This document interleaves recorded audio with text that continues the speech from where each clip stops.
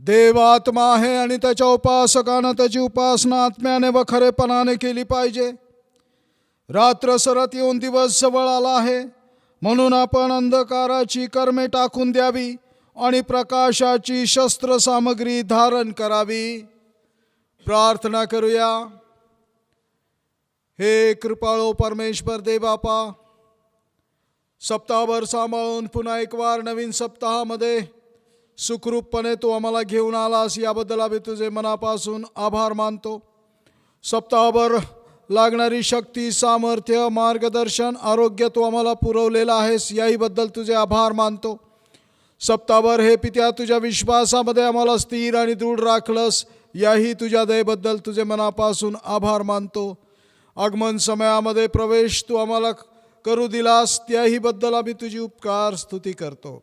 आजच्या या भक्तिप्रसंगी आपल्या कुटुंबामधून, यूट्यूबच्या माध्यमातून एकत्र आलेल्या या सर्व भक्तगणांना तुझा आशीर्वाद दे. आणि कृपाळू परमेश्वर देवबापा, आगमन समयामध्ये लागणाऱ्या सर्व गरजा तू त्यांच्या पुरव. आगमन समयातील सर्व कर्तव्य पूर्ण करण्यासाठी तू त्यांचं सहाय्य कर. हे कृपाळू परमेश्वर देवबापा, यूट्यूबच्या माध्यमातून असलेली ही उपासना तू आशीर्वादित कर. येशू ख्रिस्त आमचा प्रभू याच्याद्वारे, आमेन. ख्रिस्त जन्मापूर्वीचा असलेला दुसरा रविवार, यासाठी असलेली सार प्रार्थना. प्रार्थना करूया. हे सर्व समर्थ देवा, तुझ्या पुत्राच्या आगमनाविषयी घोषणा करण्यासाठी आणि लोकांच्या मनाची तयारी करण्यासाठी तू बाप्तिस्मा करणाऱ्या योहानाला पाठविलेस, त्याचप्रमाणे आजही तुझ्या धर्मसेवकांनी बहकणाऱ्या आमच्या मनाचे परिवर्तन करण्यासाठी प्रयत्नशील असावे, असे तू कर.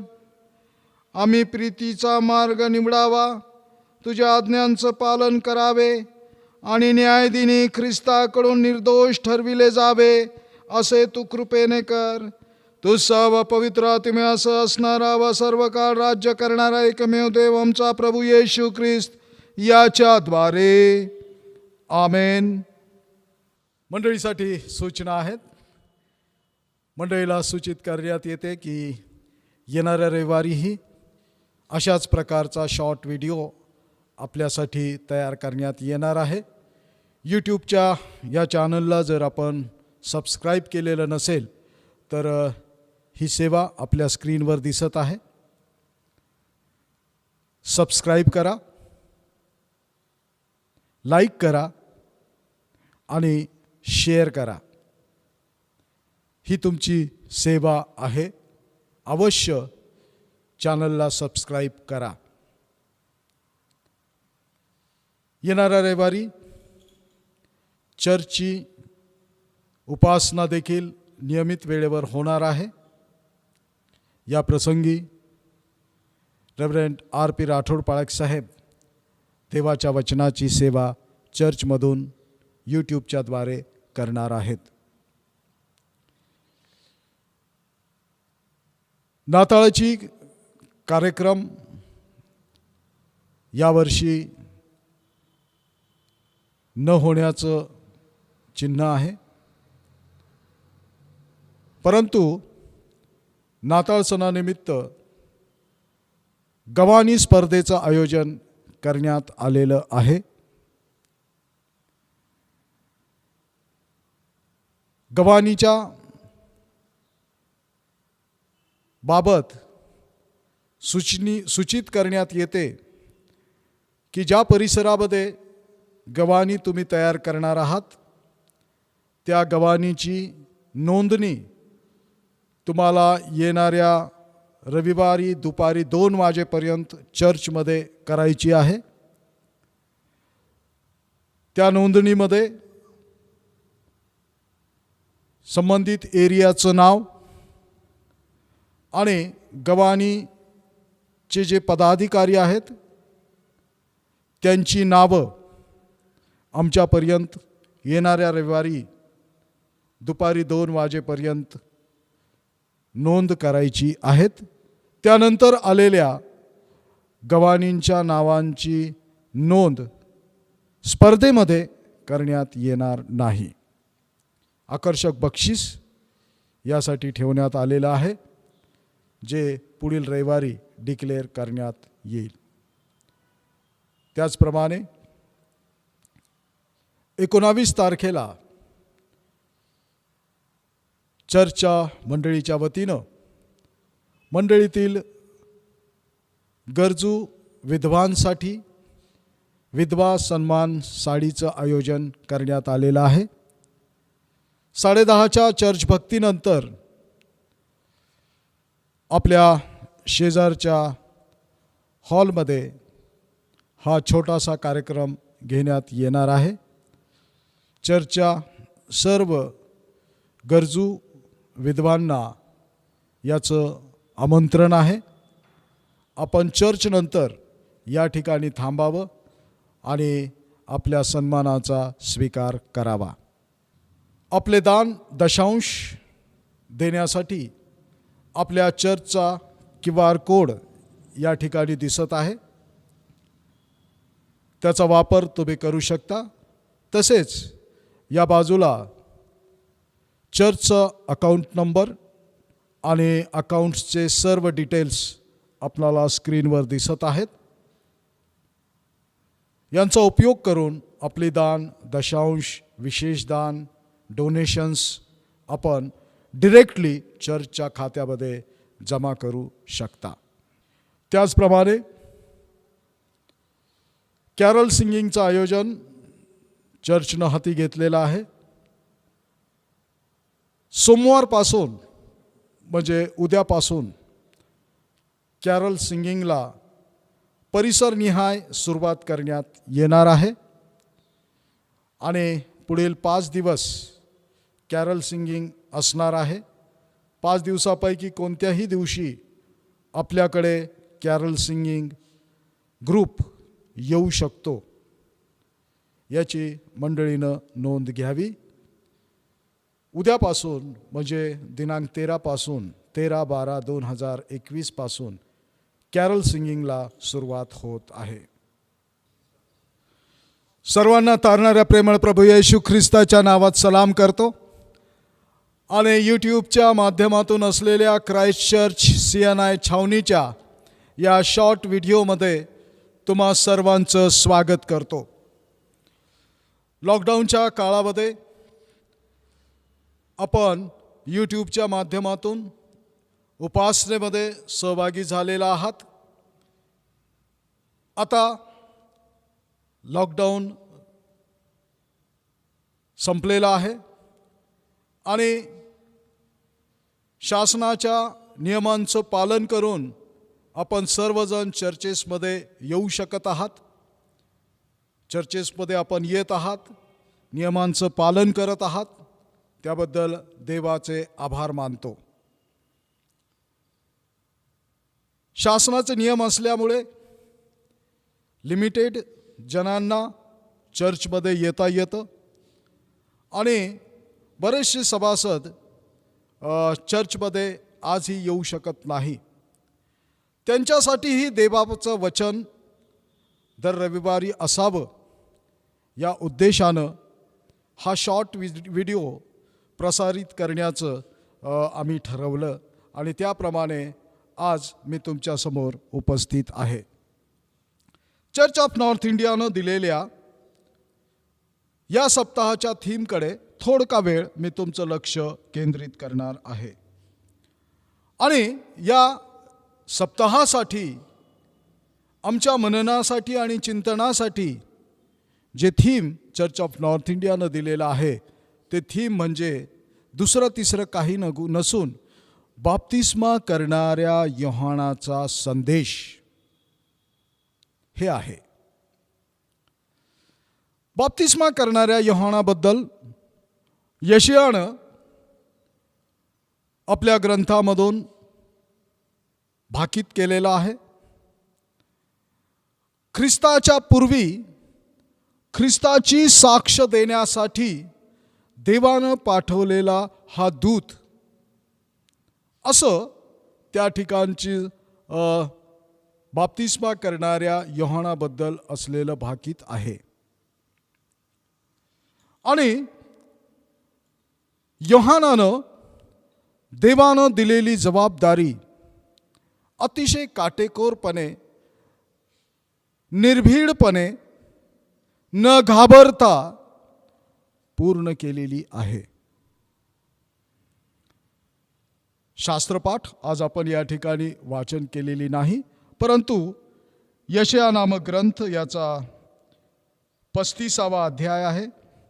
प्रेषितांची कृत्य याचा 19वा अध्याय आणि शुभवर्तमान हे पहिल्या अध्यायात 1 ते 8 ही वचनं आजच्या मननासाठी आपल्याला देण्यात आलेली आहेत.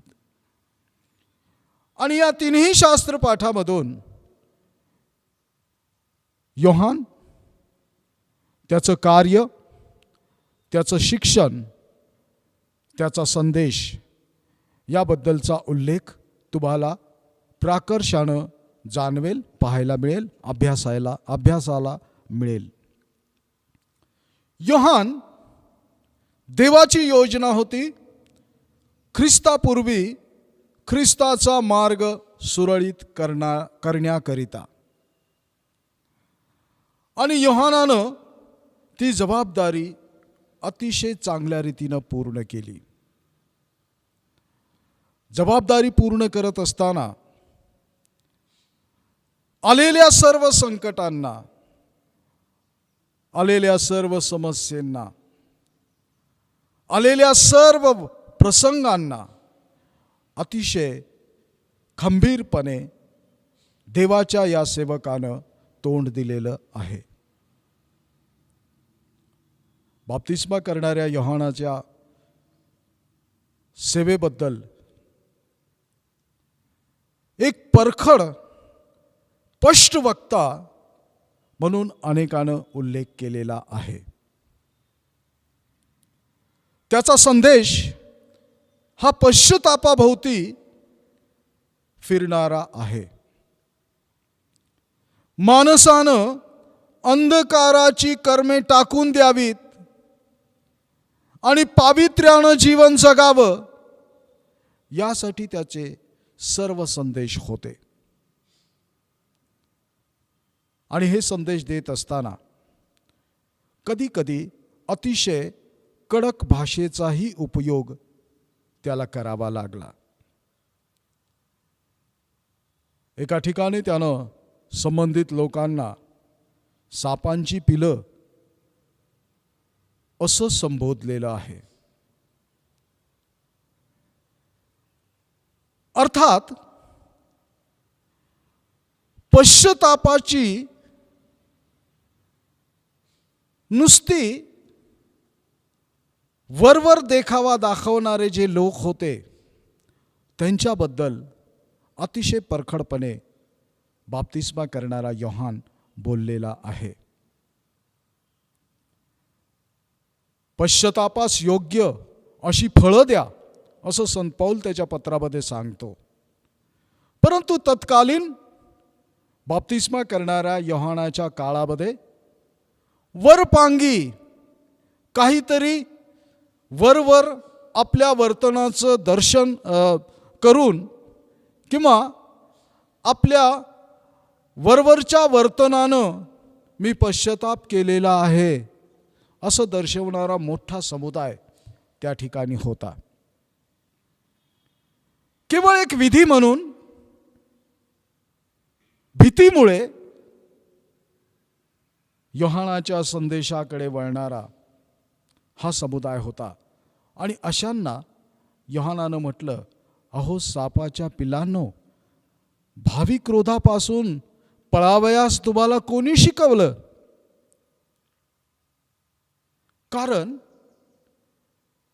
दिसणारं संकट आणि त्याला घाबरून तात्पुरती तडजोड करून बाप्तिस्मा घेण्यासाठी अनेक लोक त्याच्याकडे येत होते. अंतर्यामी बदल न होता वरवर बदल झालेला आहे असा दिखाऊपणा करणारे लोक योहानाच्या संदेशाला प्रतिसाद म्हणून त्याच्याकडे येत होते.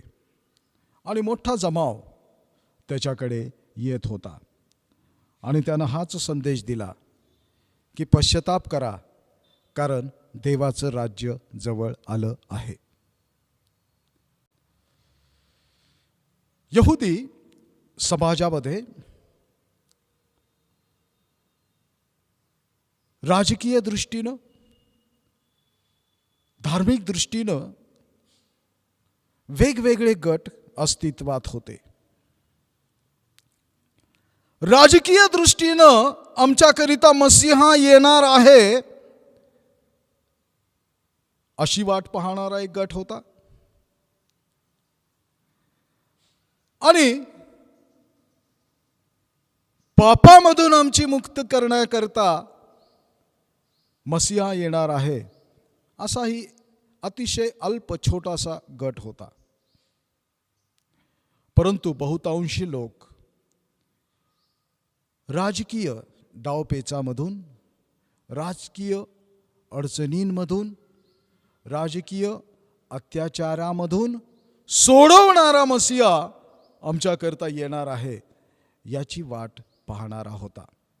आणि या मोठ्या गटाला बाप्तिस्मा करणाऱ्या योहानानं संदेश देताना सांगितलं की पश्चाताप करा.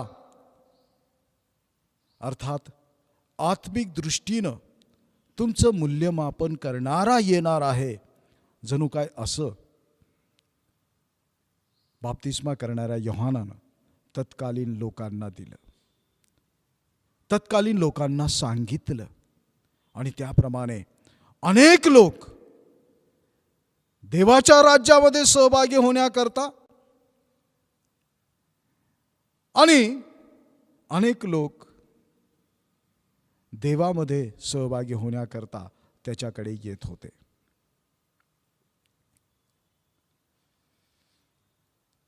तरीही मोठा समुदाय मात्र शारीरिक दृष्टीनं मुक्ती देणारा आमच्यासाठी येणार आहे या लालसेनं योहानाच्या या संदेशाकडे आकर्षित झालेले होते. आजची परिस्थिती जर आम्ही पाहिली तर जवळपास प्रियांनो तशीच आहे. आमचा प्रभू येशू ख्रिस्त न्याय करायला येणार आहे हे सत्य माहिती असतानाही अनेक जण वरपांगी ख्रिस्ती आचरण दाखवून, अंतर्यामी भ्रष्टता पाळून, अंतर्यामी भ्रष्ट राहून मंडळांमध्ये, चर्चेसमध्ये, उपासनेमध्ये वावरत आहेत.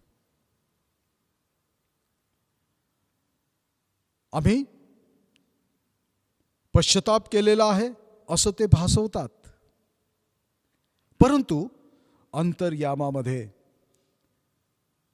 अंतःकरणामध्ये द्वेष, लोभ, मत्सर, राग, तटफुटी, सर्व प्रकारचं दुष्टपण यांनी व्यस्त असतात. आणि अशा वरपांगी जीवन जगणाऱ्या लोकांच्यासाठी आजच्या मंडळीमधून हे आव्हान आहे की तत्कालीन लोकांच्या सारखं आम्ही वरपांगी जीवन न जगता पश्चाताप करून देवराज्याकडे वळावं. हे आव्हान आजच्या थीमद्वारे तुम्हाला आणि मला करण्यात आलेलं आहे. आणि त्याच काळामध्ये बाप्तिस्मा हे एक जणू काही चिन्ह योहानाच्या द्वारे या लोकांना देण्यात आलं. यार्देन नदीमध्ये योहान बाप्तिस्मा करू लागला आणि हे बाप्तिस्मा प्रतीक होतं की आम्ही आता आमच्या गत जीवनाशी आमचं नातं तोडलेलं आहे. आम्ही आमच्या पापाबद्दल पश्चाताप केलेला आहे आणि आम्ही आता नवीन अर्थानं जीवन सुरू केलेलं आहे. हा उद्देश होता आणि या उद्देशाद्वारे देवराज्यासाठी एक मोठा समाज एकत्र येऊ लागला होता, जी जबाबदारी बाप्तिस्मा करणाऱ्या योहानावर होती, येशू ख्रिस्ताचा मार्ग नीट करण्याची. आणि बाप्तिस्म्याचं हे कार्य करत असतानाच योहानानं अतिशय स्पष्टपणे शुभवर्तमानामध्ये सांगितलेलं आहे. मार्कुस शुभवर्तमान 1 अध्याय आणि 8व्या वचनामध्ये असं म्हटलेलं आहे, मी तुमचा बाप्तिस्मा पाण्याने केला आहे, तो तर तुमचा बाप्तिस्मा पवित्र आत्म्याने करणार आहे. अर्थात योहानाला येशू ख्रिस्तासाठी मार्ग तयार करायचा होता आणि योहानाला येशू ख्रिस्त आपणापेक्षा श्रेष्ठ आहे हे देखील सांगायचं होतं. आणि ही दोन्हीही कार्य योहानानं अतिशय चांगल्या रीतीनं पूर्ण केलेली आहेत. देवाचा सेवक म्हणून जेव्हा मोठा समुदाय आमच्याकडे येतो त्यावेळेस कधी कधी आम्ही स्वतःला मोठेपण देण्याचा प्रयत्न करतो, स्वतःला उंच करण्याचा प्रयत्न करतो, स्वतःला सर्व काही समजण्याचा प्रयत्न करतो. परंतु सेवक या नात्यानं बाप्तिस्मा करणाऱ्या योहानानं अतिशय स्पष्टपणे सांगितलं की मी आहे, परंतु माझ्या मागून जो येत आहे, ज्याच्या पूर्वी मला पाठवण्यात आलेलं आहे, ज्याच्यासाठी स्वच्छ असा समाज निर्मितीची जबाबदारी माझ्यावर आहे, तो माझ्यापेक्षा श्रेष्ठ आहे. आणि असंही योहानानं म्हटलं की त्याच्या पायथनाचा बंध सोडावयास देखील मी योग्य नाही. एवढं लीन आणि नम्र देवाचा सेवक बाप्तिस्मा करणारा योहान यांनी स्वतःला केलं. आणि एका अद्भुत समाज रचनेची सुरुवात त्यानं केली. आजच्या या युगामध्ये आम्हा सर्वांवर हीच जबाबदारी आहे की आम्ही आमच्या परिचित असलेल्यांच्या मनात असलेले द्वेष, मत्सर, कलह, राग, तट, फुटी या संदर्भात आम्ही प्रार्थना करावी. आणि देवाची सेवा करणारे जे सेवकगण आहेत त्यांचंही हे महत्त्वाचं कार्य आहे की बहकणाऱ्या आमच्या लोकांच्या मनांचं परिवर्तन आम्हाला करायचं आहे, जे योहानानं केलेलं आहे. या आगमन समयामध्ये द्वितीय आगमनाची आम्ही वाट पाहत आहोत. बाळ येशूचं आगमन होऊन चुकलेलं आहे. आता न्याय करणारा येशू आणि त्याच्या आगमनाबद्दल आम्ही वाट पाहत आहोत. त्या न्याय करणाऱ्या येशूच्या समोर आमची सेवा, आमचं जीवन, आमचं आचरण चांगलं असावं आणि त्याच्याकडून, येशू ख्रिस्ताकडून आम्हाला निर्दोष गणण्यात यावं, यासाठीची तयारी या आगमन समयामध्ये तुम्हाला आणि मला करायची आहे. ख्रिस्त जन्माची नव्हे, परंतु ख्रिस्ताच्या आगमनाची विशेष तयारी आपणाला करायची आहे. आमच्या चर्चेसची, आमच्या कुटुंबाची, कुटुंबातील प्रियजनांची तयारी झालेली असेल आणि ती सर्व तयारी स्वतःसाठी करण्यात आलेली तयारी आहे. परंतु या आगमन समयामध्ये आम्ही स्वतःसाठी तयार होण्यापेक्षा न्याय करायला येणाऱ्या आमच्या येशू ख्रिस्तासाठी तयार व्हावं, त्याच्या दृष्टीनं आम्ही निर्दोष ठरावं, यासाठी तयारी करायची आहे. देवबाप, या समयामध्ये स्वतःची आत्मिक रूपानं तयारी करण्यास तुम्हाला आणि मला सामर्थ्य पुरवो. प्रार्थना करूया. कृपाळू परमेश्वर देवबापा, अखिल विश्वावर तुझी प्रीती आहे, कुणाचाही नाश होऊ नये ही तुझी इच्छा आहे. सर्वांनी सर्वत्र पश्चाताप करावा ही तुझी इच्छा आहे. सर्वांनी सत्याच्या परिपूर्ण ज्ञानापर्यंत पोचावं आणि सर्वांचं पवित्रीकरण व्हावं ही तुझी इच्छा आहे.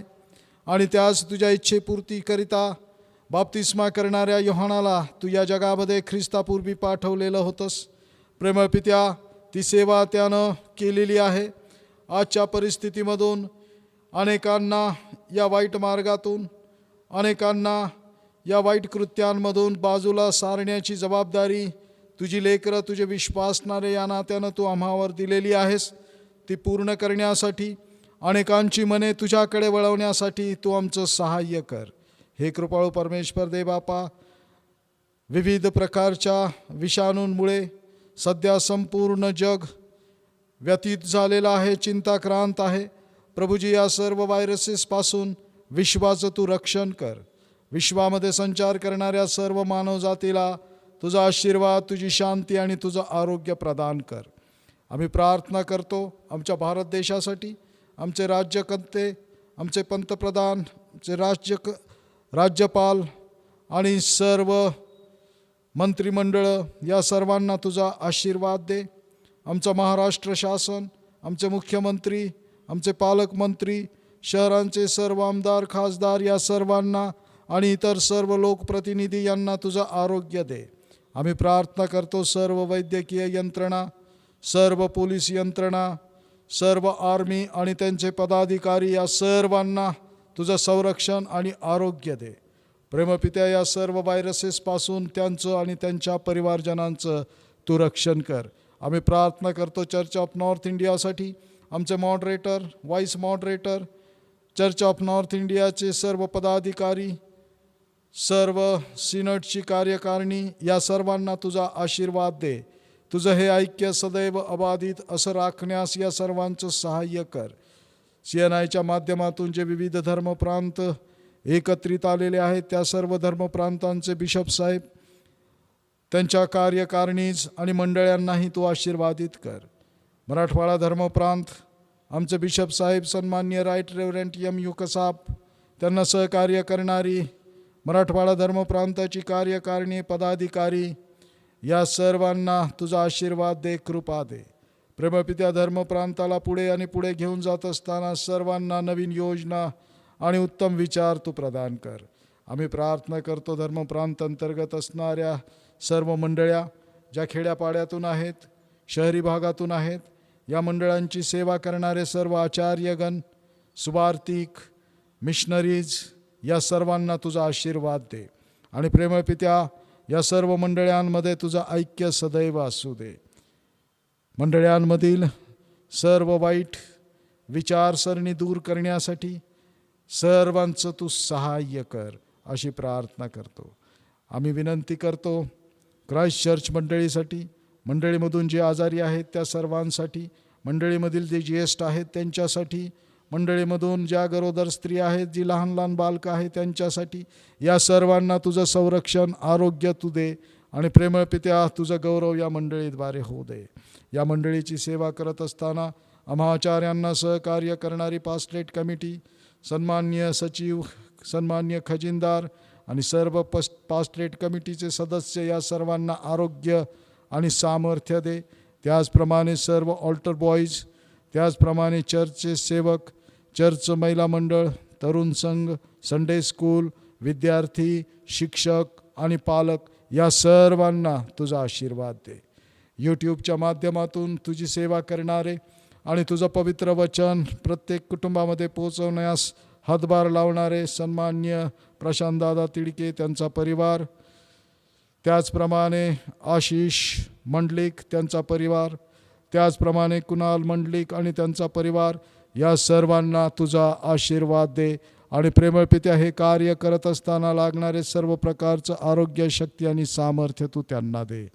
हे कृपाळू परमेश्वर दे बापा, हीच प्रार्थना करतो की जगात जे भीतीचं वातावरण, ज्या विषाणू, किटाणू, जीवाणूंपासून निर्माण झालेलं आहे, त्या सर्व भीतीच्या वातावरणापासून अखिल विश्वाला मुक्त कर.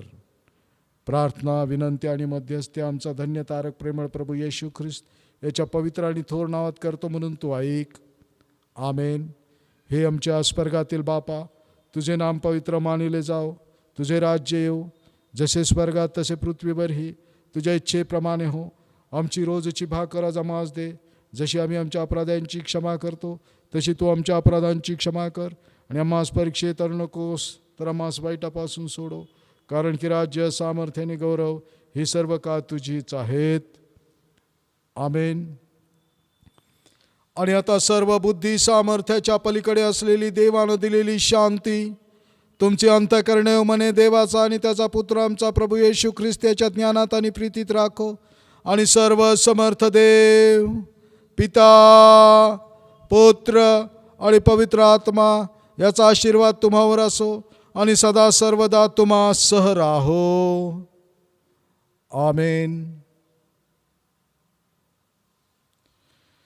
सर्वांना सलाम. कोरोना अजून संपलेला नाही, काळजी घ्या. कोरोनाच्या बाबतीत असलेल्या सर्व नियमावलीचं पालन करा. स्वतः सुरक्षित राहा, आपल्या कुटुंबालाही सुरक्षित ठेवा. वॅक्सिन जर आपण आतापर्यंत घेतलं नसेल तर अवश्य वॅक्सिन घ्या. देव बाप तुम्हाला संरक्षण पुरवो.